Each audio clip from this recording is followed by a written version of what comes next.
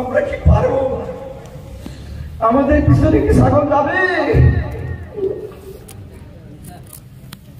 সবাই চিনল নবীকে, আমরা চিনলাম না। মুসলমানেরা, এবার ছাগলগুলি নিয়ে যখন তিনি চলে গেলেন চাটিয়াল ময়দানে, বকরি চড়ানোর জন্য, ছাগল চড়ানোর জন্য গেলেন। এবার খাদিজা মনে মনে ভাবছেন, এটা মানুষ না ফেরেশতা না জিন, যাকে ছাগল পর্যন্ত এত ভালোবাসে। খাদিজার অন্তরে কৌতূহল সৃষ্টি হলো, আরো কিছু নতুন দেখা যাবে তেমনটা তিনি ভাবছেন। আবার নবীজি বকরি নিয়ে রওনা দিয়েছে। খাদিজা ওই পথে না গিয়ে ভিন্ন পথে গিয়ে পাহাড়ের চুল্লিতে উঠে বসে বসে তিনি দেখছেন। হযরতে খাদিজা বলে, আমি তাকিয়ে দেখি আল আমিন একটা গাছের তলায় বসে গেছে, আর প্রত্যেকটা বকরি আল আমিনের চতুর্পাশে বসিয়া জিহ্বা বের করে কি জানি গুনগুন করে বলছে। আমার বন্ধুগণ, শুধু তাই নয়, খাদিজা বলেন, এবার সারাদিন আমি সেখানে বসে বসে দেখলাম বকরিগুলি আল আমিনের চতুর্পাশে বসে থাকলো। এবার আল আমিন বকরি নিয়ে বাড়িতে আসার আগে আমি আগে চলে আসলাম। আমার অন্তরে কৌতূহল জাগলো, যেই বকরিগুলি আল আমিনের চতুর্পাশে বসেছিল, মনে হয় তাদের পেট ভরে নাই, যাই তো একটু দেখে আসি। খাদিজা বলেন, আমি তাকিয়ে দেখলাম, আমি আমার ছাগলের ঘরে প্রবেশ করে দেখলাম যেই বকরিগুলি, ছাগলগুলির শরীরে মাংস ছিল না, খালি হাড্ডি আর হাড্ডি ছিল, সমস্ত বকরিগুলির শরীরে মাংসে পরিপূর্ণ হয়ে গেছে। আর প্রত্যেকটা বকরি এমন ভাবে খাবার খেয়েছে, বকরিগুলি পেট নিয়ে নাড়াচাড়া করতে পারে না। খাদিজা চিন্তায় পড়ে গেলেন, যে বকরিগুলি সারাদিন বসে থাকলো, কেমন করে বকরিগুলির পেট ভরে গেল? খাদিজার মনে আরো তেমন কৌতূহল বাড়ছে। এবার আরো বড় কথা হলো, আমার নবীজি যেদিন থেকে বকরি চড়ানো শুরু করলেন, হযরতে খাদিজার যেই বকরিগুলি 2টা-3টা করে বাচ্চা দিত, আমার নবীজির সহবতে আসার পরে এক একটা বকরি 10টা-12টা করে বাচ্চা দেওয়া শুরু করেছে। আর যে বকরিগুলি 6 মাসে বাচ্চা দিত, সেই বকরিগুলি আমার নবীজির প্রেমে প্রতি মাসে মাসে বাচ্চা দেওয়া শুরু করেছে। আবু দাউদের মধ্যে হাদিসটা আছে, এ মুসলমানরা নবীকে ছাগল পর্যন্ত ভালোবাসত। এবার খাদিজা বলেন, আল আমিন যখন বকরি নিয়ে চলে যায়, আল আমিন আগে আগে যায়, বকরিগুলি পিছনে পিছনে যায়। হযরতে খাদিজা বলেন, আমি আরেকদিন পাহাড়ের চুল্লিতে গেলাম, আমি সেখানে তাকিয়ে দেখি আল আমিন একটা বৃক্ষের নিচে শুয়ে আছে। আমি সেখানে বসে বসে খালি দেখছি বেলা গড়িয়ে যাচ্ছে। পূর্ব হতে সূর্যটা পশ্চিম দিকে চলে যাওয়ার কারণে আল আমিনের উপরে রৌদ্র পড়তেছে।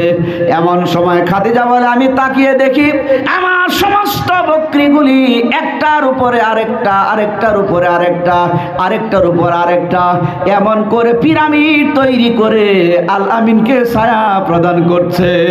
নারে দেখবে কেমন নবীর উম্মত আমরা। ভাই আলোচনা শেষ করে দেব নাকি? না বন্ধুগণ, আপনাদের কষ্ট দেবার সামান্য সময় কথা বলবো। মুসলমানেরা লক্ষ্য করেন, এবার হযরতে খাদিজা বলেন, আমার মনে খালি কৌতূহল জন্মায়, নতুন নতুন ঘটনা খালি দেখতে পাই। খাদিজা বলেন, আমি আবার আরেকদিন মনে জাগলো, আজকে যাই দেখি কি ঘটে। বলেন, আমি তাকে দেখি আল আমিন একটা বৃক্ষের নিচে শুয়েছিল, আর সূর্যটা পূর্ব থেকে পশ্চিম দিকে চলে যাওয়ার কারণে বৃক্ষের ছায়া সরে গিয়েছে, সূর্যের তাপ পড়তেছে। এমন সময় আমি দেখতে পেলাম জঙ্গল থেকে একটা বিষাদর সাপ এসে বিরাট আকারে ফানা ধরে আল আমিনকে ছায়া দিচ্ছে।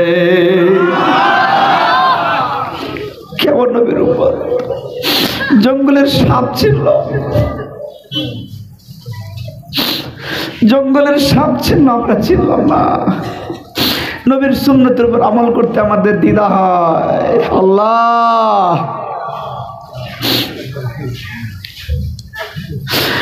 মুসলমানেরা বিরক্ত হবেন না। আমি অথম গুনাহগার দুটো কথা আপনাদের কাছে আজকে বলে যাই রে ভাই আমার। একদিন তো মরতে হবে সবাইকে, কবরে সবাইকে যেতে হবে। কি নিয়ে কবরে যাব রে ভাই? মানুষ কবরে গেলে কবরে কয়টা সওয়াল জবাব হবে? প্রথম তিনটা হবে। কি কি জবাব হবে? প্রথম হবে মান রব্বুকা, তারপরে হবে মান দীনুকা, তারপরে হবে মান নাবিয়ুকা। তিনটা প্রশ্ন হবে কিনা বলেন? প্রশ্ন তিনটা কি সবাই হবে? হ্যাঁ, একটু চিন্তা করে বলেন, সবাই হবে? ফেরাউনের, আবু জাহেলের, নমরুদের হবে? কি করে বুঝলেন তাদের প্রশ্ন হবে? যারা আল্লাহকে অস্বীকার করেছে তাদের কোনো প্রশ্ন নাই, বিনা হিসাবে জাহান্নাম। কথা বুঝেন নাই? তার একটু উদাহরণ দেখেন। আজকে সভা শুনতে এসেছেন, গিয়ে যদি দেখেন আপনার ঘরের দরজায় একবার বড় গুদগুদা কুত্তা একটা শুয়ে আছে, আপনি গিয়ে কি বলেন আসসালামু আলাইকুম, কুকুর তোর বাড়ি কই, নাম কি জিজ্ঞাসা করবেন? জোরে বলেন, জিজ্ঞাসা করবেন? কি করবেন? বাড়ি চাল না, ময়মনসিংহের মানুষ তো বাড়ি চাল। দরজা দেওয়ার যে লাঠিটা, ঠিক কিনা বলেন, ওইটা নিয়ে তার কোমরের মধ্যে হাই রে হাই শুরু। তাহলে যেটা আল্লাহ দ্রোহী, কবরে তো কুকুরের চেয়ে বত্তর হয়ে থাকবে, তাকে কেউ প্রশ্ন করবে? কবরে রাখার সাথে সাথে ফিরিস্তার ভাই ডান্ডা আনা শুরু কর। কথা ঠিক কিনা বলেন? সবাইকে প্রশ্ন করে এত সময় আল্লাহর একবার পাও নাকি? আর কিছু লোকের কোনো প্রশ্ন হবে না। কাদের কাদের প্রশ্ন হবে না? এবার ধরেন আপনি বাড়িতে গেলেন, গিয়া দেখলেন আপনার শ্বশুর আসছে, তো আপনি কি গিয়া বলেন আসসালামু আলাইকুম শ্বশুর, আপনার নাম কি, আপনার বাড়ি কোথায়, এগুলো জিজ্ঞাসা করবেন? কি করবেন? কিরে আব্বাকে খাইতে দিছো? আব্বা বসেন বসেন, ভালো আছেন তো? কথা ঠিক না বলেন? আল্লাহ ওয়ালারা কবরে শোয়ার সাথে সাথে আল্লাহর ফেরেশতারা তার সাথে কেমন ব্যবহার করবে? আল্লাহ বলবে এর কবরের সাথে আমার জান্নাতের কানেকশন করে দাও। সুবহানাল্লাহ। তাহলে যারা সওয়াল জবাব দিবে কাদের হবে ভবিষ্যতে বলবো। এই মৃত্যুর কথা স্মরণ করবেন, কবরের কথা ভাববেন।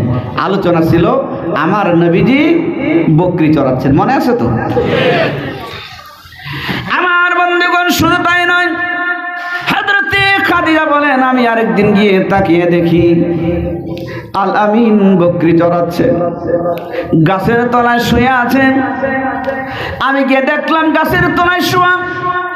খাদিজা বলেন আমি যেদিনেই যাই প্রথম ইচ্ছা করে যাই, যাব আর দেখবো আর সাথে সাথে চলে আসবো, এই কথা মনে ধারণা নিয়ে যায়। খাদিজা বলেন এই ধারণা নিয়ে আমি আসি, আর ঘন্টার পর ঘন্টা সারাদিন কোন দিকে চলে যায়, আমার ফিরত যাওয়ার কথা ভুলে যাই। খালি নবীর দিকে তাকাই থাকে, দেখতেই থাকে, কারণ নবী তো আর দেখে না যে উনি পাহাড়ের মধ্যে বসে আছে। কথা বুঝেন না কথাটা? আবার যদি উনি জানে যে আমার খাদিজা পাহাড়ের চুলিতে বসে আছে, তাহলে অস্থির হয়ে যেতে পারে। খাদিজাই জানে, আমার নবী জানেন না যেন বসে আছে। এবার খাদিজা বলেন আমি তাকিয়ে দেখি আল আমিন গাছের তলায় শুয়ে আছে। সূর্যটা পূর্ব হতে পশ্চিম দিকে চলে যাওয়ার কারণে আল আমিনের উপরে রৌদ্র বিরাজ করছে।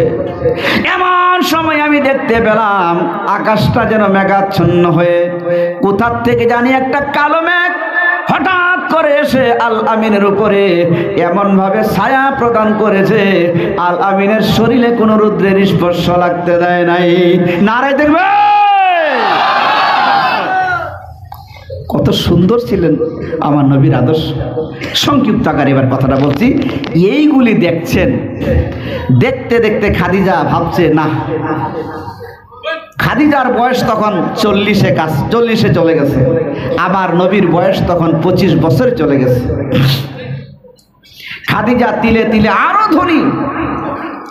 এবার খাদিজা মনে মনে ভাবছে যে এই ব্যক্তিটার পায়ের ছোঁয়ায়, কদমের ছোঁয়ায়, তার বরকতে আমার সমস্ত সম্পদে বরকতের উজান ধরেছে।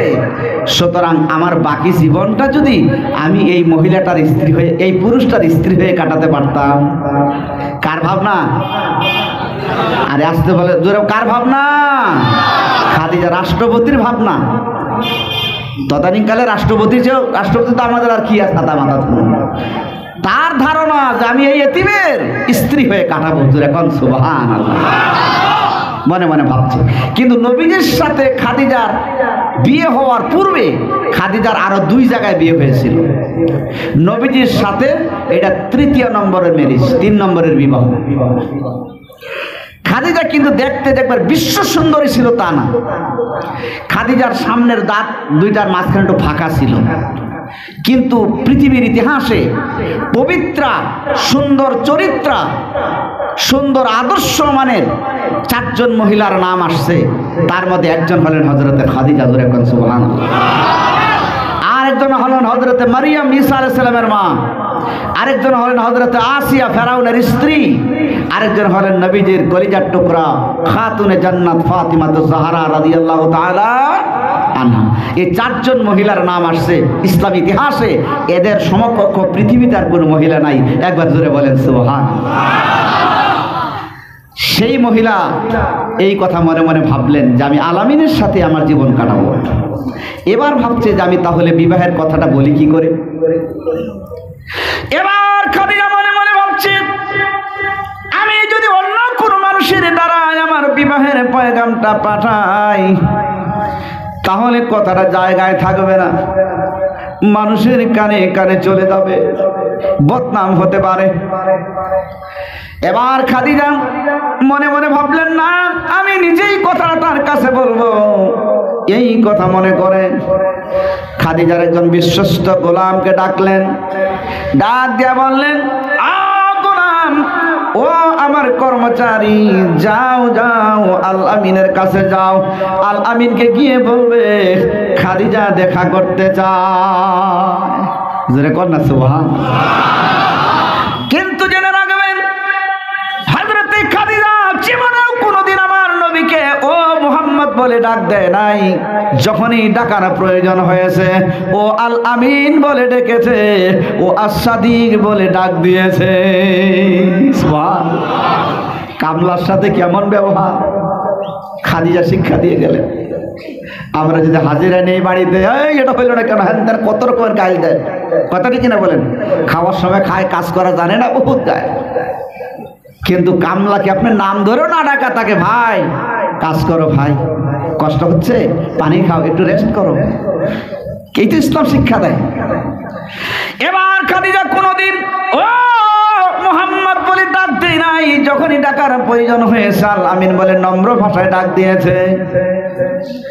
এবার কর্মচারীকে বলছে, যাও আল আমিনকে বলো আমার সঙ্গে যেন সাক্ষাৎ করে। আমার নবীর কাছে খবর দেওয়া হলো, আমার নবীজি কাজের মধ্যে ব্যস্ত।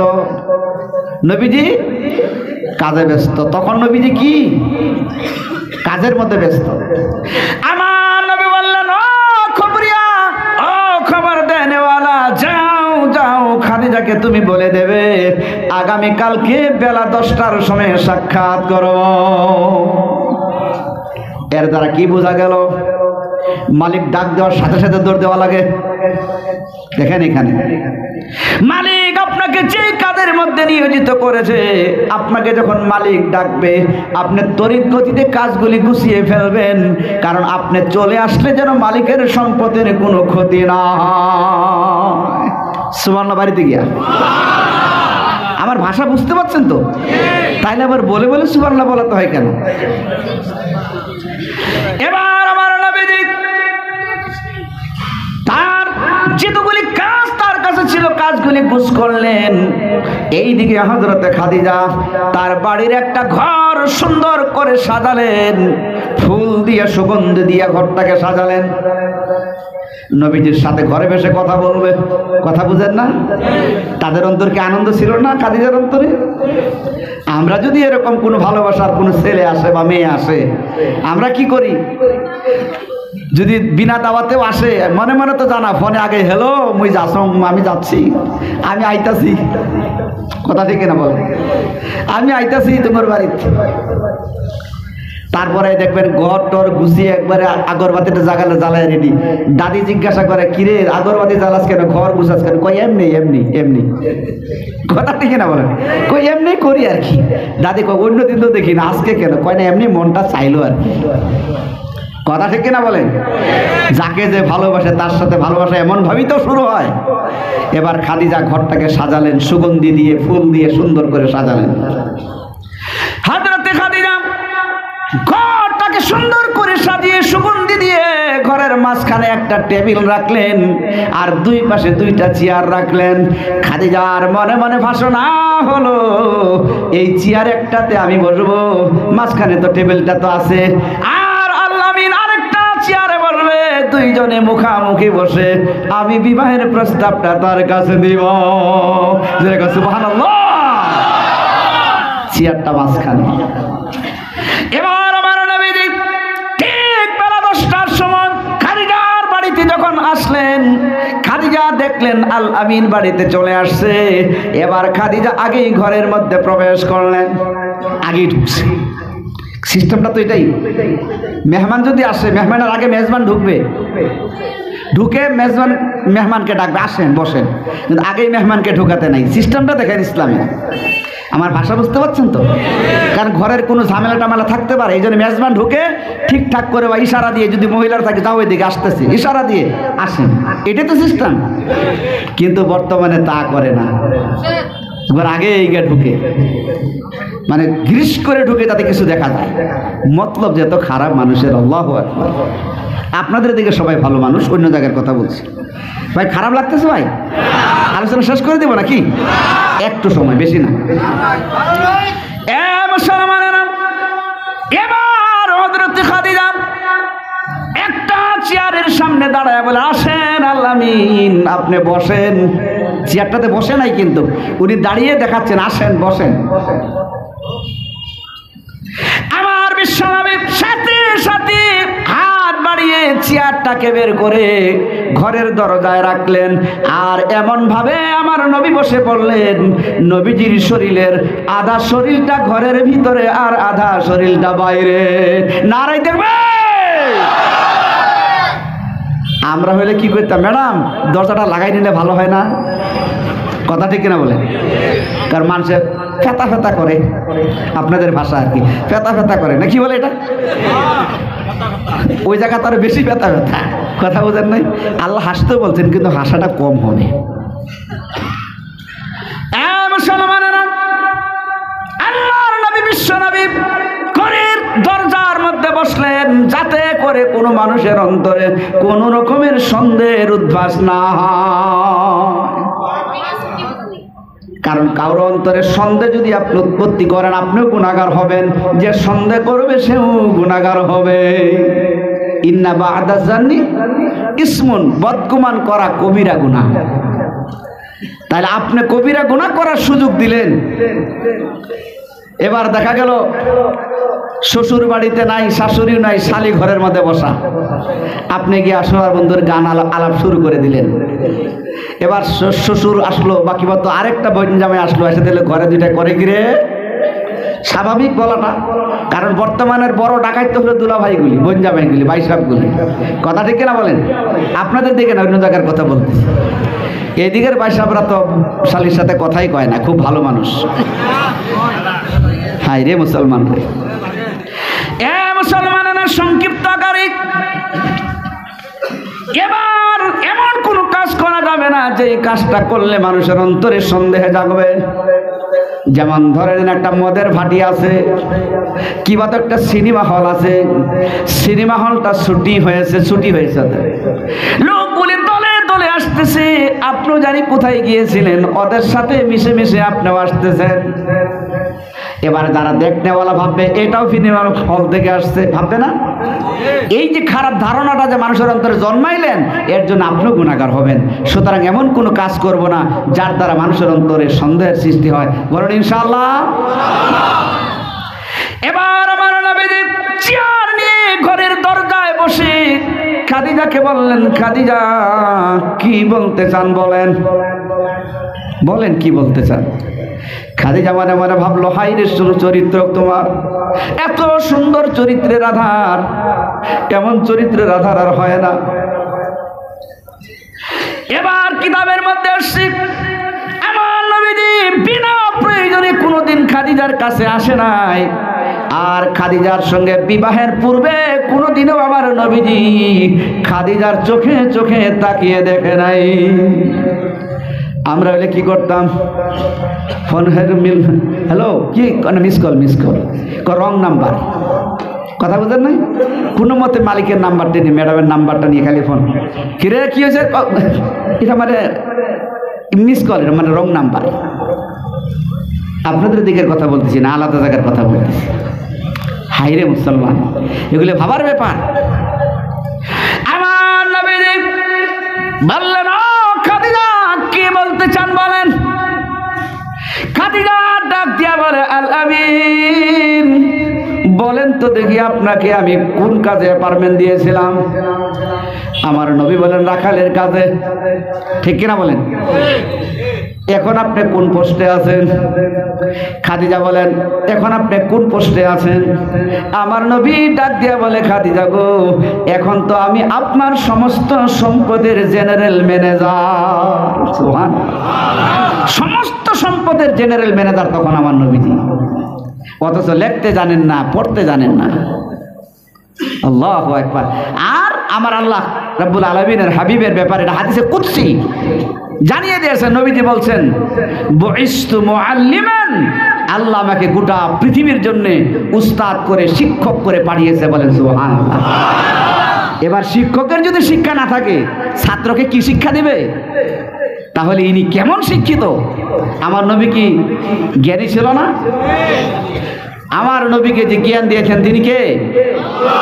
আমার নবীজি একটা ইউনিভার্সিটিতে জ্ঞান অর্জন করেছেন।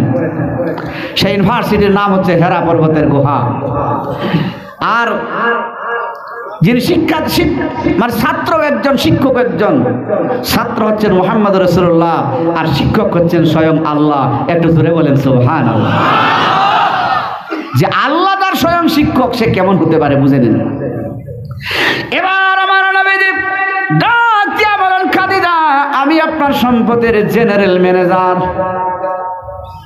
খাদিজা বলেন, আমি চেষ্টা করে করে আপনাকে জেনারেল ম্যানেজার করেছি। আলাপ তাড়াতাড়ি শেষ হলে কেন মজা লাগবে? খাদিজা লম্বা করে।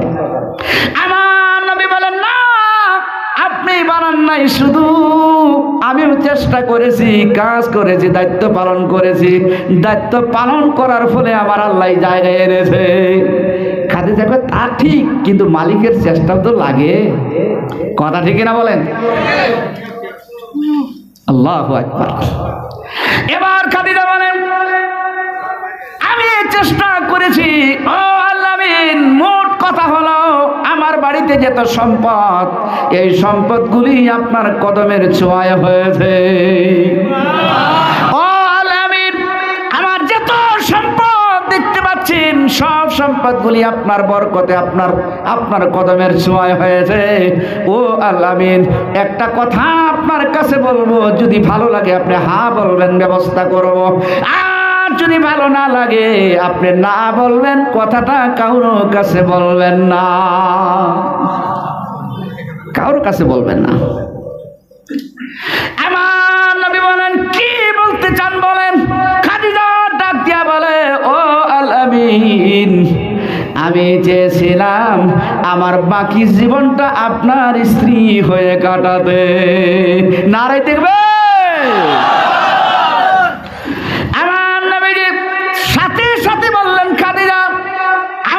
কিন্তু চাচা, আমার গার্জিয়ান, আমার অভিভাবক আছে, আমি প্রথমে তাকে জিজ্ঞাসা করব।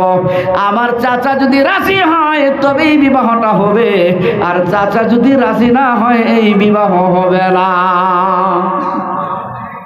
আমরা হইলে কি কইতাম? কোটি কোটি টাকার মালিক 80 বছরে বুড়ি হইলে হোক, তাড়াতাড়ি করেন, এটাই তো কথা। আল্লাহু আকবার, কি আদর্শ! এ যুবকেরা, এ যুবতী মেয়েরা যারা এখনো তোমরা মানে বিবাহ বন্ধনে আবদ্ধ হও নাই, তোমাদের কাছে অনুরোধ করে যাই, বাবা মাকে রাজি খুশি করে তোমরা বিয়ে করবে। তোমার বাবা মা যদি তোমাকে বিয়ে করিয়ে দেয়, তোমার দাম্পত্য জীবনটা সুখের হবে। আর যদি হ্যালো মিস কল মেরেন অবৈধ সম্পর্ক করে তুমি বিয়ে করো, তোমার সংসারে শান্তি হবে না, অশান্তি বিরাজ করবে, সন্তান ভালো হবে না, আয় উন্নতিও হবে না রে মুসলমান। কথা ঠিক কিনা বলেন? নবী আমাকে এটাই শিক্ষা দিলে আমাদের। এ মুসলমান, সংক্ষিপ্ত আকারে বলছি। এবার হযরতে খাদিজা বলেন, ঠিক আছে তাহলে আপনি যান, আপনার চাচাকে বলে আসেন, আপনার চাচা কি বলে। আমার নবীজি 1 কদম 2 কদম করে করে চাচার কাছে যাচ্ছে, আর চোখের পানি নবীজি ফেলছে। কিতাবের মধ্যে আসছে আমার নবীজি ডুকরে ডুকরে কাঁদতে কাঁদতে আসছে, চোখের পানি নবীজির বুক ভিজে যাচ্ছে, চোখ বেয়ে গাল বেয়ে পড়ে যাচ্ছে, কাঁদতে কাঁদতে আসতেছে। চাচার সামনে এসে দাঁড়াচ্ছে না, ডুকরে ডুকরে কাঁদছে। নবীজির চাচা ডাক দিয়ে বলে, ভাতিজা কি হয়েছে? আলামিন ডাক দিয়ে বলে, না কিছু হয় নাই, একটা কথা বলতে আসছি। নবীজির চাচা বলে, কি বলতে চাও ভাতিজা বলো। প্রথমত তুমি কান্না বন্ধ করো। আবার নবীজির কান্না বন্ধ হয় না। একটা দুর্নীতিকে যদি ভারতের রাষ্ট্রপতি, কোন দেশের রাষ্ট্রপতি যদি বিবাহের পয়গাম দেয়, তার মনটা কেমন লাগবে? বাবা মার কথা মনে হবে কিনা বলেন? দাদা দাদির কথা মনে হবে কিনা বলেন? আমার নবীকে ওইগুলি কথা ভাবছে আর কাঁদতেছে। বিশ্বের সবথেকে ধনী ব্যক্তি আমাকে বিবাহের পয়গাম দিয়েছে, আমার বাবা মা থাকলে না জানি কত খুশি হতো। এই বলে বলে খালি ডুকরে ডুকরে কাঁদছে আমার নবীজি। এবার আবু তালিব ডাক দিয়ে বলে, ভাতিজা কি বলতে চাও বলো। আমার নবী কিন্তু বলতে চাচ্ছে না, খালি ডুকরে কান্না করছে। কারণ নিজের বিবাহের কথাটা কেমন করে বলে, একটু লজ্জা তো লাগার কথা, ঠিক কিনা বলেন? আমাদের লজ্জা আছে? লজ্জা নাই। আমু জায়গায় দেখছি যাও তাড়াতাড়ি, নালি কিন্তু বিষ খাই আমি। আপনাদের দিকে না, অন্য জায়গার কথা বলতেছি। হাই রে মুসলমান রে, মেয়েও কয় কয় দাদির দাদি কথা কই কি কয়, নাতির মুখ দেখ পারছা? কয় কার মনটা না চায় কি হয়েছে, কচিন দিন তোর অন্তরে জ্বালাটা কয়েকটা কথা কয়, যদি না শুনো তাহলে আর পাইতা না, আমি শেষ। কয় কি হয়েছে? কই জামুকের বাড়ির জামুক স্যারাট আছে, ওইটা লোক আমার বিয়ের ব্যবস্থা করে দেন, নাহলে আমি শেষ। আপনাদের ভাষা বললাম আর কি, বুঝছেন? আমার ভাষা বুঝছি না, কিতা কইয়া আমার বাসকান্দি হজরতের ভাষা আসলো ওলা সিলেটি ভাষা কথা কইতে তাই, খাসাড়ি ভাষা। আল্লাহর জমিন সকল ভাষার একটা মাধুর্য আছে না কোনো। সিলেটি ভাষা অত ভালো, আমার বাসকান্দির হজরত আলাইহির রাহমাত তাই সিলেটি ভাষা তত সুন্দর সুন্দর দোয়া করতা। তাই দোয়া করলে আল্লাহ লগে লগে তার দোয়া শুনিলি, দেন বৃষ্টি নাই মেঘ নাই, তাই দোয়া করছেন, আল্লাহ আল্লাহ তুমি বৃষ্টি দিলাও, আল্লাহ তুমি মেঘ দিলাও, ইহা খান। এরকম ছিল কেনা বলে দোয়া করতে গিয়ে কাউকে তালাশ করতেন, আমি তো দেখেছি নাকি সাথে সাথে আল্লাহ বৃষ্টি দিয়ে দিতেন। সুবহানাল্লাহ বলা যাবে না? আরেকটু জোরে সুবহানাল্লাহ। তাই আল্লাহ বাসায় কথা কইতে আরে, তা আমি সিলেটি এলাকাত গেলে তান বাসায় কথা কই আর ভালো লাগে। আল্লাহর জমির সকল ভাষাও একটা নিয়ামত, আপনি জানলেই পারেন। আর সিলেটি ভাষাটা একটা গ্রামার যুক্ত ভাষা, একটা ছোট বড় তান্তারে কিলা ইজ্জত দিয়ে আপনি কথা কইতা, বড়রে কিলা কথা কইতা, ছোটরে কিলা কইতা, সকল কথার মানে গ্রামার তান্তান ভাষার মধ্যে আছে, একটা ভালো ভাষা। আর পৃথিবীর পুরাতন ভাষার মধ্যেও একটা সমার হয়, কিন্তু তান্তানের কোনো দেশ নাই, ওর তার লাগে তান্তার কোনো রাজ্যিক ভাষা বা দেশের ভাষা হিসেবে স্বীকৃতি পায় না। কিন্তু পৃথিবীর মধ্যে যে দেশও যাইবা আপনি সিলেটি ভাষার মানুষ পাইবা ইনশাআল্লাহ।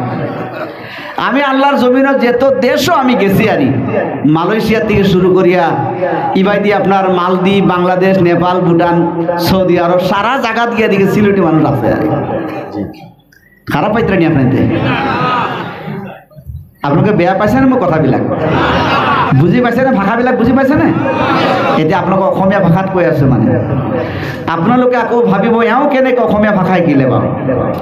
আপোনাৰ নামনি অসমৰ ভাষাটো কিন্তু সকলো ভাষাবিলাক লিখিত ভাষা নহয়। উজনি অসমৰ ভাষাটোহে লিখিত ভাষা, হয় নহয়? আপনি বৰপেট ফালে যাওক, এই কাতে গেলি এই দাউড় দে মানে মনে হচ্ছে ওরা কেঁচার লাগাই দিচ্ছে, ওটা বুঝতে পাই না। আর যেটা লিখিত আসামিজ ভাষা ভালো লাগে। এক কথায় প্রত্যেকটা ভাষা একটা নিয়ামত, জোরে কোন সুবহানাল্লাহ। এবার আমার নবীজি তাহলে বিবাহের কথা কিভাবে বলবে দাঁড়িয়ে আছে, চোখের পানি ঝরছে। আমার নবীজির চাচা আবু তালিব ডাক দিয়া বলেন, ভাতিজা কি জানি তুমি বলতে চাইলা, আবার তুমি থমকে দাঁড়ালো, বলো বলো রে ভাতিজা কি বলতে চাও বলো। আমার নবী চোখের পানি মুছে মুছে বলে, চাচা গো কি আর আমি বলবো, খাদিজা আপনার ভাতিজার স্ত্রী হতে চায়। সাথে সাথে আবু তালিব বলে, কি তুই কি সত্য কথা বলছিস? তুমি কি সত্য বলতেছো নাকি? আমার নবী বলেন, চাচা গো আপনারাই তো আমাকে আল আমিন বলেন, আপনারাই তো আমাকে আস-সাদিক বলেন। আমি কোনোদিন আমানতের খেয়ানত করি না, আমি সত্যবাদী, আমি মিথ্যা কথা বলি না। এই টাইটেল তো আপনারাই আমাকে দিয়েছেন গো চাচা। এবার নবীজির চাচা আবু তালিব ডাক দিয়া বলেন, না না এই বিবাহ হবে না, কারণ আমার ভাতিজা জামানার সুন্দর একজন যুবক, সুন্দর চরিত্রের আধার, দেখতে এত সুন্দর, তার কর্ম এত সুন্দর, ব্যবহার আচার সুন্দর, সব দিকে সুন্দর আর সুন্দর। আর খাদিজা হলো 40 বছরের একজন বৃদ্ধা মহিলা। না না না এই বিবাহ হবে না, এই বিয়ে হবে না। এবার আমার নবীজি বললেন, ও চাচা ঠিক আছে তাহলে আমি যাই, গিয়ে খালি বলে দেব ও খাদিজা এই বিবাহটা হবে না, বলে দেব বিবাহটা হবে না। আমার নবীজি যাচ্ছেন খাদিজার বাড়ির দিকে। এবার নবীজির চাচা পিছন থেকে ডাকতেছে, ও আলামিন দাঁড়াও দাঁড়াও, আসো আমার কাছে আসো, একটা কথা শুনো রে ভাতিজা।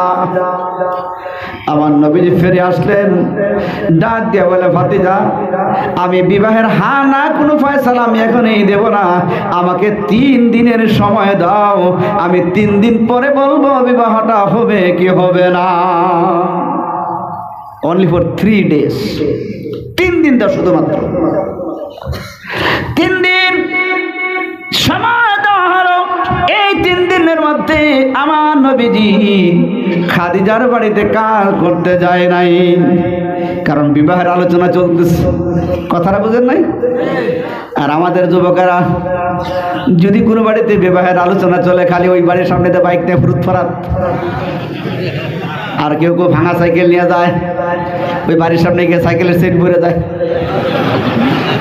আপনাদের দিকে না, অন্য জায়গার কথা, কি এদিকে তো সবাই ভালো। আল্লাহ, এই তো বাস্তব, আমি বানাই বলতেছি কথাটা। আল্লাহ আল্লাহ আল্লাহ আল্লাহ, কি শিক্ষা দিলেন আমার নবী। আমার নবী যে 3 দিনের মধ্যে একবারের জন্য হযরতে খাদিজার বাড়িতে যায় নাই। আমার নবী খালি কান্দে আর কান্দে।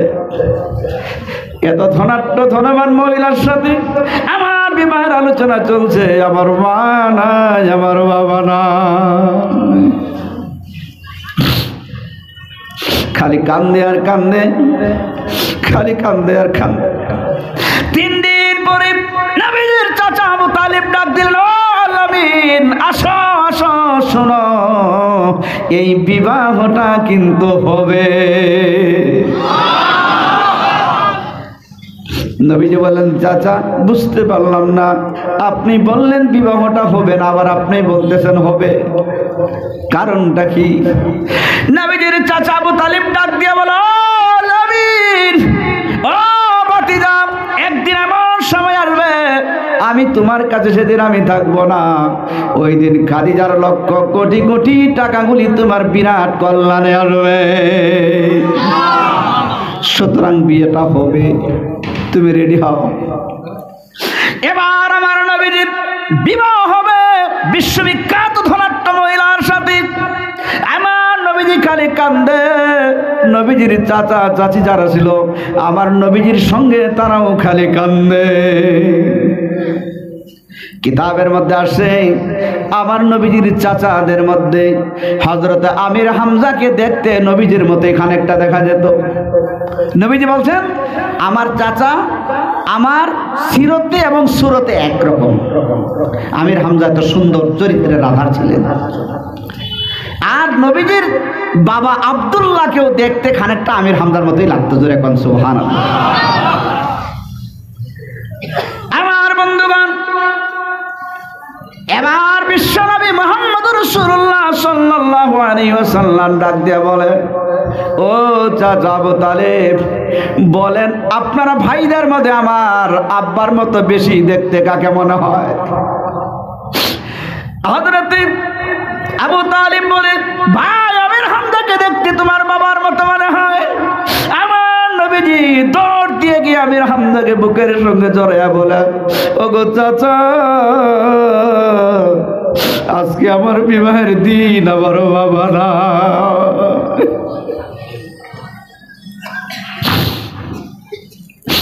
ওগো চাচা, আমার বাবা নাই, আমার মা নাই। হযরত আমির হামজার স্ত্রী আমার নবীজিকে অত্যন্ত ভালোবাসতো। ডাক দিয়া বলে, চাচি মা, আমি আমার মাকে মা মা বলে তৃপ্তি মিটাতে পারি নাই। মানুষের সারা জীবন অনেক বয়স পর্যন্ত মায়ের সহবত পায়, মা মা বলে ডাকে, মায়ের স্নেহ পায়, ভালোবাসা পায়। আমি 6 বছর বয়স হয়েছে, 6 বছর বয়সে মা চলে গেছে, আমি মাকে ভালো মতে আমি ডাকতেও পারি নাই। একটা 6 বছর শিশু আর কতটুকু চালাক হতে পারে? কিন্তু নবীগণেরা জন্ম থেকে আমার আল্লাহ সুন্দর সরল বানায়। ডাক দেওয়া বলে, আমার আব্বা আমি দেখি না, আমার আব্বার চেহারাটা জানি কেমন আমি দেখি নাই। আজকে আমার আব্বা যদি থাকতো না জানি কত খুশি হইতো। এই কথা বলে বলে খালি নবী কান্দে, নবীজির চাচারা কান্দে, নবীজির বংশ বুনিয়ার সবাই কান্দে, আবু জেহেলও সঙ্গে সঙ্গে কান্দে। কে কান্দে? আবু জেহেল কান্দে, কারণ তখন তো নবীজি নবুয়তি পায় নাই। আবু জেহেলও নবীজিকে ভালোবাসে, আবু জেহেল নবীজিকে তখন ভালোবাসে, কারণ বিরোধিতা শুরু হলো নবুয়তির পরে। একদিন আমার নবীজি, কথাটা বলবো মনে হয়েছে মাঝখানে, খারাপ লাগতেছে আপনাদের? একদিন আবু জেহেল আমার নবীকে বলেন, ও আল্লাহ আমিন, আমি কিন্তু তোমাকে চিনি। কি বলছে? আমি তোমাকে চিনি। আমার নবী বলেন, চাচা আমাকে তো চিনবে না, আমি আপনার ভাতিজা। কয় না, এইটা তো সাধারণ পরিচয়, তোমার আসল পরিচয় আমি জানি। কিছু চোখে দেখেছি, কিছু তোমার মা বলেছে। এখন একজন এতিমকে যদি তার মায়ের কথা বলা হয়, তোর মার কাছে এটা শুনছি সেটা শুনছি, তার অন্তরে কতটুকু কৌতূহল আসবে? মনটা নরম করে কথাগুলি শুনবেন। এবার আমার নবীজি বলেন, ও চাচা কি শুনেছেন মায়ের কাছে? আবু জাহেল ডাক দেয়া বলে, তোমার মা বলেছে, তোমার মা তোমাকে গর্ভধারণ করে যখন কোন কুয়ার কাছে পানি উঠাইতে যেত, তখন গিয়ে দেখতে পেত পানিটা কুয়ার নিচে থেকে উঠে কুয়ার বরাবর হয়ে যেত। তোমার মায়ের পানি নিতে যেন কোনো কষ্ট না হয়। নারাই দেখবে স্টেটমেন্ট কে দিচ্ছেন? চাচা আবু জেহেল। আবু জেহেল স্টেটমেন্ট দিচ্ছেন। আমার নবী বলেন, আর কি শুনেছেন?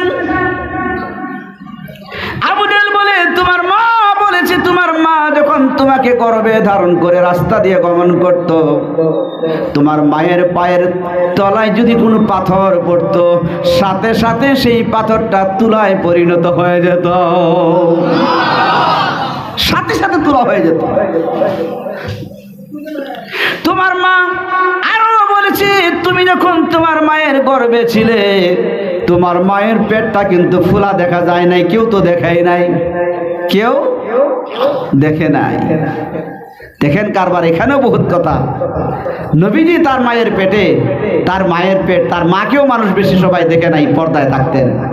আর আমাদের যদি প্রথম মাসেই যখনই মিন্স বন্ধ হচ্ছে, ডাক্তার বাবাজির কাছে দৌড়। কথা ঠিক কিনা বলেন? ডাক্তার বাবা একবারে কি হয়েছে রে, বলেন না, শেষ, বন্ধ। লজ্জা লাগলো না? লজ্জার কথা হয় কিনা বলেন? আপনি আল্লাহর প্রতি বিশ্বাস নাই? আমি আমার কথা বলছি। আমার প্রথম বাচ্চাটা যখন প্রসব হয় আমার স্ত্রীর বয়স তখন 14 বছর। এই বসতে হবে, এই যে কাই বসাই দেন, খারাপ লাগছে আমার কাছে। এই দুজনের সাথে আর 14 জন যাবে। এরা কারা চলে গেল? তো শেষ দোয়া করে দিই ভাই, চলে গেলে দোয়া করে দিই নাকি? কিন্তু দোয়া করে দিই, আর যাবে না তো ইনশাল্লাহ। মজার সুরাটা আমি গেলামই না, ওখানে শেষ করছি আমি, লম্বা আলোচনা হয়ে যায়। আচ্ছা, আলোচনা খাটো করে ফেলি। এবার বলতেছিলাম আমার নবীজি সাল্লাল্লাহু আলাইহি সাল্লাম কেমন ছিলেন, একটু কথাটা শেষ করি, আমি মূল আলোচনায় এসে তারপরে দুয়ার দিকে আসবো ইনশাআল্লাহ। আমার বন্ধুগণ, সংক্ষিপ্ত আকারে বলছি। এবার আবু জেহেল স্টেটমেন্ট দিচ্ছি, ও ভাতিজা, আমি আরো জানি তোমার মা আমার কাছে বলেছে। আমার নবী বলেন, চাচা গো কি বলেছে একটু শোনান কি বলেছে। আবু জাহেল বলেন, তোমার মা যখন জঙ্গলের পাশ দিয়ে যখন গমন করত, জঙ্গলের হিংস্র প্রাণীগুলি তোমার মায়ের দিকে ছুটে আসতো। তোমার মা ভয় পাইতো, পিছন দিকে আসতে চাইতো। সাথে সাথে জঙ্গলের হিংস্র প্রাণী বাঘগুলির জবান খুলে যাইতো, আর বাঘেরা ডাক দিয়ে বলতো, ও আমিনা, দুনিয়ার কেউ তোমাকে ভক্ষণ করতে পারবে না, আমরা তোমাকে খাবো না গো আমিনা, তোমাকে দেখতে আসি নাই। ও আমিনা, তোমার গর্ভে এমন একজন ব্যক্তি আছে যিনি আখিরি জামানার পয়গম্বর হবে, তার সুঘ্রাণ তোমার শরীর থেকে বের হচ্ছে। আসো আসো, তোমার কদমে একটু চুমো দেই, কারণ ওই আল আমিন যখন দুনিয়ায় আসবে, হয়তো আমি তখন দুনিয়ায় বাঁচবো না। কারা বলছে? জঙ্গলের বাঘেরা বলছে, আসেন কদমে একটু চুমো দেই, আল্লাহর কাছে অন্তত বলতে পারবো, আল্লাহ তোমার হাবিবের মায়ের কদমে চুমো দিয়েছি তোমার হাবিবের জন্যে। স্টেটমেন্ট কার? আবু জেহেলের। এবার আমার নবী বলেন, চাচা আর কি শুনেছেন, আর কি দেখেছেন? আবু জেহেল বলে, তোমার মা তোমাকে গর্ভে ধারণ করে যখন ঘরের মধ্যে শুয়ে থাকতো, আমরা দেখতে পেতাম তোমার মায়ের ঘরের চালটা ফাঁকা হয়ে যেত, আর আকাশ থেকে আলো এসে তোমার মায়ের ঘরটা আলোকিত করে রাখতো। স্টেটমেন্ট কার? জোরে বলেন। আবু জেহেল। আবু জেহেলের স্টেটমেন্ট এগুলো। আমার নবী বলেন, চাচা আর কি দেখেছেন? বলে, তোমার মা যখন জঙ্গলের পাদদেশ দিয়ে যখন হেঁটে যাইতো, তখন জঙ্গলের হরিণীগুলি তোমার মায়ের কাছে ছুটে আসতো, আর জঙ্গলের হরিণীগুলি জিহ্বা বের করে তোমার মায়ের দিকে তাকায় থাকতো, আর তোমার মা তাদের সাথে কথা বলতো। জঙ্গলের হরিণী বলেছে, তুমি আসো, তুমি যখন বেরিয়ে আসো, তোমার শরীরের সুঘ্রাণ আমরা আত্মা ভরে আমরা গ্রহণ করি, তাইলে এই সুগন্ধি, এই বিশ্বনবীর সুগন্ধি আমার শরীরে যদি লাগে, তাহলে আমার আল্লাহ আমাদের মধ্যে কস্তুরী জন্ম দিবে। জঙ্গলের হিংস্র প্রাণীরা পর্যন্ত নবীজিকে চিনত। যাক, এইদিকে আলোচনা ছেড়ে দিলাম, আলোচনা ওই জায়গাতে আসি। আমার নবীজির বিয়ে হয়েছে কার সাথে? এটা জোরে বলেন। ভবিষ্যতে আসলে ওই ব্যাপারে আলোচনা করব, নবীজির সুন্দর সিরত নিয়ে আলোচনা হবে। আজকে সংক্ষিপ্ত আকারে এটা। এবার আমার নবীজি রওনা দিচ্ছেন, নবীজির চাচা সবাই রওনা দিচ্ছেন খাদিজার বাড়িতে, নবীজির বিবাহ হবে। সবাই খালি কাঁদছে, নারা যাচ্ছে। এবার আমার নবীজি চাচা আবু তালিব খাদিজার বাড়িতে গিয়ে বলে, খাদিজা, তুমি আমার ভাতিজাকে বিবাহের পয়গাম দিয়েছো? বলে, হ্যাঁ দিয়েছি। তো আমার ভাতিজা রাজি হয়েছে, আমরাও রাজি হয়েছি, এই বিবাহটা হবে রে খাদিজা। সুবহানাল্লাহ। কালকে এবার বিবাহ পড়িয়ে দিলেন। কথাটা বলার উদ্দেশ্য হলো, খাদিজার পক্ষ থেকে আমার নবীজির কয়জন সন্তান হয়েছে বলেন? নবীজির পক্ষ থেকে খাদিজার গর্ভের থেকে কয়জন সন্তান হয়েছিল? এই সর্বনাশ, ইনি 4 জন বলছে, 4 বলে যখন হলো না 8 বলে দেখি, কমানোর তালে নাই, উপরে উঠতে চায়। মানে কি জানেন, আমি রাত কাউশনে বলছিলাম, একজন বলতেছে আপনার নাম কি? কয় আমার নাম ক্ষুদা। কি নাম? আর বাঙালি কথা, কি নাম? ক্ষুদা। এ ভাবলো আরে ক্ষুদা তো সবার বড়, এত বড় হয়ে গেল, তাহলে আমি বড় হই কি করে? পরে জিজ্ঞাসা করছে আপনার নাম কি? কয় আমাকে লোকেরা মরা মরা ডাকে, আসলে তো আমার নাম মরা না, আমি গরিব মানুষ, তো আমার একটা ছেলে, আদর করে ছেলেটার নাম রাখছি ক্ষুদা, তাই লোকেরা আমাকে ক্ষুদার বাপ বলে। সে নিচের নাম মানে উপরে উঠবে, কথা বুঝেন না? তো যে ইনি 4 বলছে, ভাবছে যারা হয় না 8 বলে দেখি, তো মনে হয় আরেকবার জিজ্ঞাসা করলে আরো জনে 12 বলবে, খালি উপরে দিয়ে যাবে। আমার বন্ধুগণ, বিশ্বনবী মুহাম্মদ রাসূলুল্লাহ সাল্লাল্লাহু আলাইহি ওয়াসাল্লামের সাথে হযরত খাদিজার যখন বিবাহ হয়েছে, তার বদৌলতে 6 জন সন্তান জন্মগ্রহণ করেছে। কয়জন? 6 জন। ছেলে কয়জন, মেয়ে কয়জন? 2 জন আর 4 জন। মাশাআল্লাহ মাশাআল্লাহ মাশাআল্লাহ, ওলামা হযরত তো পারবেই, মুখস্থ করে নেবেন কথাগুলো। এবার আমার নবীজি সন্তান পেলেন 4 জন, আর 4 জন মেয়ে, 2 জন ছেলে। মেয়েদের মধ্যে 4 জন, একজন হলো হযরতে যায়েনব, একজন হলো রুকায়া, আর একজন হলো কুলসুম, আরেকজন হলো ফাতিমা। কয়জন? 4 জন হলো। আর ছেলে হলো 2 জন। কি কি নাম? একজনের নাম তাহির, আরেকজনের নাম কাসিম। নবীজির নাম, নবীজির ছেলের নাম তাহির হওয়ার কারণে নবীজির আরেক কুনিয়তি নাম ছিল আবু তাহির। নবীজির ছেলের নাম কাসিম হওয়ার কারণে নবীজির আরেক কুনিয়তি নাম ছিল আবুল কাসিম। আবুল কাসিম নাম ছিল। তো এই যে সূরাটা নাজিল হওয়ার কথা বলতে গিয়ে এত দূর বলা হলো। এবার এই যে নবীজির 2 জন ছেলে, ইনারা কম বয়সেই ইন্তেকাল করেছেন। তাহির ইন্তেকাল করেছেন আবু দাউদের হাদিস অনুযায়ী, নাসাই শরীফে হাদিসটা আছে, ইবনে মাসিয়াসিতে সবগুলি ওই হাদিসটা আছে যে তাহিরের ইন্তেকাল হয়েছে। কেউ বলেছেন 6 বছর, কেউ বলেছেন 2 বছর, কেউ বলেছেন 3 বছর বয়সে ইন্তেকাল করেছেন। আর হযরত কাসিম কেউ বলেছেন 10 বছর, কেউ বলেছেন 8 বছর, কেউ বলেছে যে কোনো মতে ঘোড়ার উপরে সওয়ার হতে পারতো, তাইলে মনে হয় 10 বছর। ওই হাদিসের দিকে লক্ষ্য করলে তাহলে এই 2 জন সন্তান যখন, ছেলে যখন ইন্তেকাল করলো, মেয়েরা থেকে গেল, তখন মক্কার কাফিরেরা বলতে লাগা এই তো আটখুরা, লেস কাটা, নির্বংশ, এই মুহাম্মদের আর কোনো বংশ রইল না, ছেলেরা মারা গেল। কথাটা বুঝেন না আমার? যে ভাষাটা বুঝতে পেরেছেন? এমন করে ঠাট্টা করছে নবীজির সাথে। আমার বিশ্বনবী নবী মুহাম্মদ রাসূলুল্লাহ সাল্লাল্লাহু আলাইহি ওয়াসাল্লাম ভারাক্রান্ত মনে বসে আছে, অত্যন্ত বেদনা পাচ্ছেন, দুঃখ পাচ্ছেন তিনি। এমন করে খালি বসে আছে, আল্লাহ রহমতের ফেরেশতারা পর্যন্ত দেখছে। আল্লাহ রাসূলের ভারাক্রান্ত মন দেখে আল্লাহর আরশ পর্যন্ত থরথর থরথর করে কাঁপতেছে। আমার আল্লাহর আরশ ধারণকারী ফেরেশতারা ডাক দিয়া বলে, আল্লাহ তোমার হাবিবের অন্তরটা এত ভারী হয়েছে, তোমার আরশটা থরথর করে কাঁপছে, তাড়াতাড়ি করে তাকে কোনো সুসংবাদ দাও, নাইলে মনে হয় তোমার আরশটা ভেঙে চুরমার হয়ে যাবে। এমন করে আমার নবীজি সাহাবায়ে কেরামদেরকে নিয়ে বসা। এমন সময় আমার নবীজি মুস্কি হেসে দিলেন। আমার নবী কিন্তু হেজিবেজি সবসময় হাসে নাই। নবী যখন হাসতেন, যদি কোনোদিন দন্ত বিকশিত হতো, তাহলে নবীজি হেসে দিলে এই মক্কা থেকে সিরিয়া পর্যন্ত দেখা যাইত, এমন চমক তৈরি হতো। তাহলে কেমন ছিল আমার নবীজি? ইউসুফ আলাইহিস সালাম সুন্দর, আমার নবীজি সুন্দর। কিতাবে আসছে ইউসুফ আলাইহিস সালাম, তাফসিরের মধ্যে আসছে, তাফসিরে ইবনে কাসিরে পাবেন, তাফসিরে নাসাইতে কি বলে, তাফসিরে তাবারিতে পাবেন, আপনি এর অনেকগুলি তাফসিরে পাবেন আপনি, বিভিন্ন তাফসিরে, যে ইউসুফ আলাইহিস সালাম যখন খাবার খেত, লুকমাটা তার কোন দিক দিয়ে ভিতরে প্রবেশ করছে, মাছ আছে না ভাত আছে না কি আছে তা দেখা যেত। জোরে কোন সুবহানাল্লাহ। আয়নার মতো সুন্দর ছিল। কিন্তু হাদিসের মধ্যে আসছে পৃথিবীতে সবথেকে বেশি সুন্দর করে আল্লাহ তার হাবিব মুহাম্মদ সাল্লাল্লাহু আলাইহি ওয়াসাল্লামকে বানিয়েছেন। তাহলে আমার নবী ছিল লাল সুন্দর আর ইউসুফ ছিল সাদা সুন্দর। একবার জোরে বলেন সুবহানাল্লাহ। নবীজির সুন্দর নিয়ে কোনোদিন কথা বলবো সময় হলে পরে, অনেক সময় লাগবে। এবার নবীজি বসে আছে, সাহাবাদের কিনে একটু মুস্কি হাসি দিলেন। সাহাবায়ে কেরাম বললেন, নবী গো,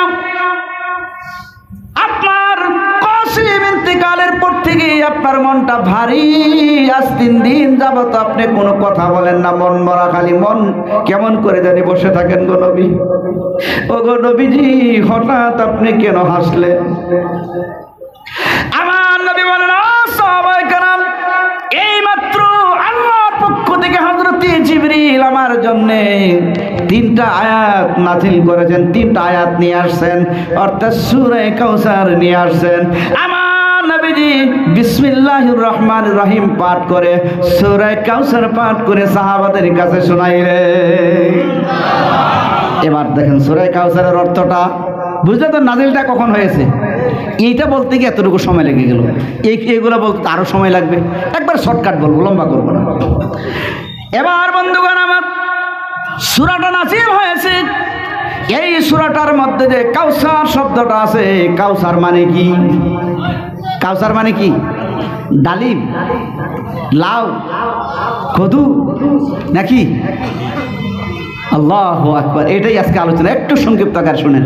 এই কাউসার হলো একটা উন্নত মানের বরকতি, রহমতি একটা নদীর নাম, যেই নদীর পানি দুধের চেয়েও সাদা, মধুর চেয়েও মিষ্টি, মিষ্টি আম্বর চেয়েও সুগ্রাণ, জোরে কোন সুবহানাল্লাহ, সেটাকে বলে কাউসার। এবার কাউসারটা কেমন একটু বর্ণনা দিব না চলে যাবেন সবাই? আবার এই দেখো, ওই যে কম সোজা করে, ওই দেখেন না, দোয়া করে দিই, তাহলে ভার খারাপ লাগতেছে। বন্ধুগণ আমার একটু সংক্ষিপ্ত আকারে একটু সময় দেন, ইনশাল্লাহ শেষ করবো।